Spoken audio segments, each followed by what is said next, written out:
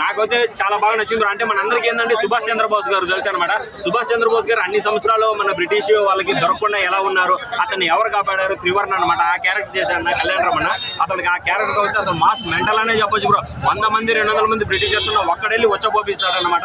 అది అసలు ఆ క్యారెక్టర్ చూస్తూ ఉంటే కళ్యాణ్ రమణ పర్ఫార్మెన్స్, రౌద్రం, కళ్ళ ఎక్స్ప్రెషన్స్ వేరే లెవెల్ అనిపించింది బ్రో. సినిమా అంటే ఇలా తీయాలరా అనిపించింది. ఇప్పుడున్న జనరేషన్ కి ఇటువంటి సినిమాలు తీయాలంటే గట్స్ కావాలి బ్రో. ఇప్పుడు ఏంటంటే అందరు హీరోలు మనకి ఏంటంటే వాళ్ళు స్టార్డమ్ చూసుకుంటారు, వాళ్ళ ఫైట్స్ చూసుకుంటారు, ఫ్యాన్స్ అట్ అవుతారో లేదా ఇవన్నీ చూసుకుంటారు. కానీ కళ్యాణ్ రామ్ అన్నది అది ఏది పెట్టించుకోవడం అనమాట. దానికి హ్యాట్సప్ అని చెప్పొచ్చు బ్రో. ఎక్స్పెరిమెంటల్ చేస్తూ ఉంటాడు. మన తెలుగు ఫిల్మ్ ఇండస్ట్రీలో ఒక ఎక్స్పెరిమెంటల్ అంటేనే కళ్యాణ్ రామ్ అన్న. కళ్యాణ్ రామ్ అంటేనే ఒక ఎక్స్పెరిమెంటల్ అన్న. సినిమా చూసిన తర్వాత మనకి దేశభక్తితో కూడుకున్న ఒక గూస్ బంప్స్ వస్తుంది బ్రో. అంటే 1945లో వాళ్ళు ఎలా స్ట్రగుల్ అయ్యారు, మనకి ఈ రోజు ఇంత ఫ్రీడమ్ గా ఇచ్చారంటే ఆ టైంలో వాళ్ళు బ్రిటిషర్స్ ఎలా పోరాడారని చాలా అద్భుతంగా చూపించారు.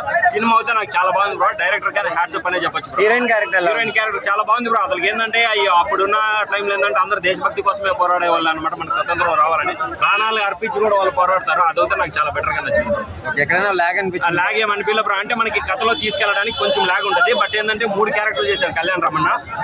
ఒక క్యారెక్టర్ ఒక ట్విస్ట్ ఉంటుంది. ఆ ట్విస్ట్ నుంచి బయట వచ్చేసరికి ఇంకోటి మనకి రివీల్ చేస్తూ ఉంటారు. అదైతే నాకు చాలా బాగా నచ్చింది బ్రో.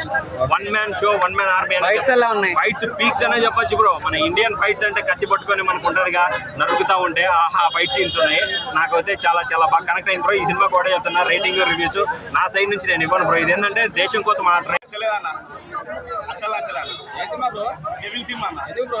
నాకు కావాల్సింది lip kiss, romance, hot scenes, happiness item songs ఉంటే నాకు నచ్చాను.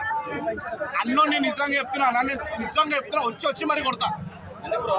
సినిమా అంత హై లెవెల్ ఉందన్న. నా కొడుకు నెగటివ్ ఇస్తాడు కదా ఒక్కొక్క నా కొడుకుకి ఇండైరెక్ట్ గా ఇలా ఇచ్చాను.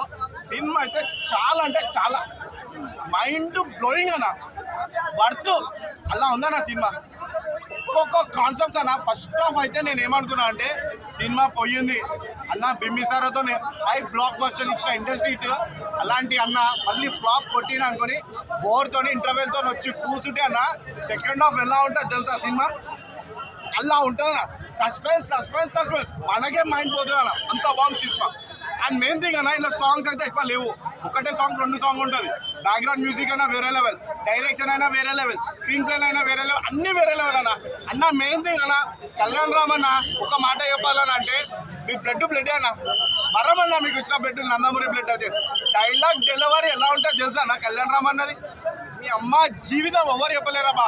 ఎన్టీఆర్ అన్ననే అన్నట్టుంది కళ్యాణ్ రామ్ అన్న. ఒకప్పుడు ఎక్స్పెరిమెంట్ తో సినిమాలు తీసిన అన్న కళ్యాణ్ రామ్ అన్న ఫ్లాప్ అయినా ఫ్లాప్ అయిన అన్న హీరో అన్న. అలాంటిది బ్లాక్ బస్టర్ కొత్త లైఫ్ రవితేజ తర్వాత అలాంటి ఇన్స్పిరేషన్, అలాంటి మోటివేటర్ వితౌట్ బ్యాక్గ్రౌండ్ సపోర్ట్ అన్న కళ్యాణ్ రామ్ అన్న. అంత బాగుందన్న. నాకైతే super hats off Kalyan Ram అన్న.